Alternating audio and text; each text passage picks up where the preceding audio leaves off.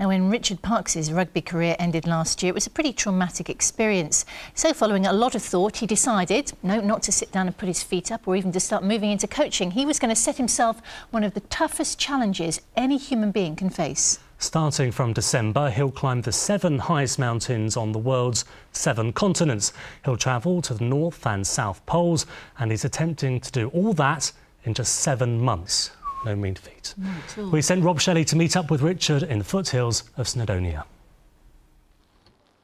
A year ago, he'd never even climbed a mountain. Now Richard Parkes is preparing to embark on one of the great journeys of the world, to climb the highest mountains on each of the 7 continents and reach the 3 poles, North, South and Everest. All this in 7 months.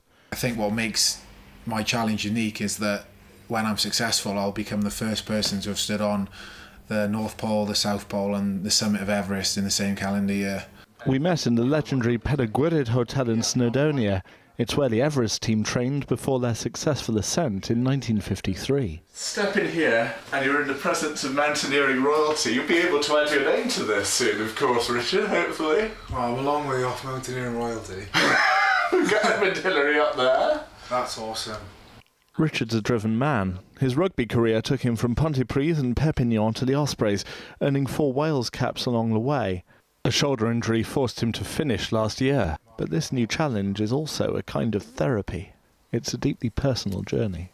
You know, I love rugby. I love the game. It was my life, and I very much hope that, you know, when I've achieved this, I'll be able to enjoy it again.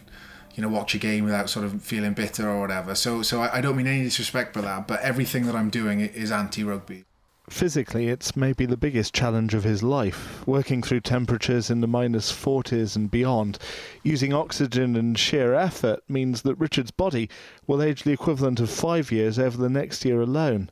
Then there's the added spur of trying to raise £1 million for Marie Curie cancer care. It is a huge figure, but I personally feel that the scale of what I'm trying to achieve and the risk that I'm, you know, putting myself through, you know, justifies that amount. This time round, it's just Snowdonia. From December this year, it's for real. 7 months of facing the world's toughest obstacles. I can tell you that mountains will always be part of my life now. Even that in itself is a blessing. Just having something to fill the void that rugby left. It is the journey of Richard Parkes' life. Rob Shelley, Wales Tonight, Snowdonia.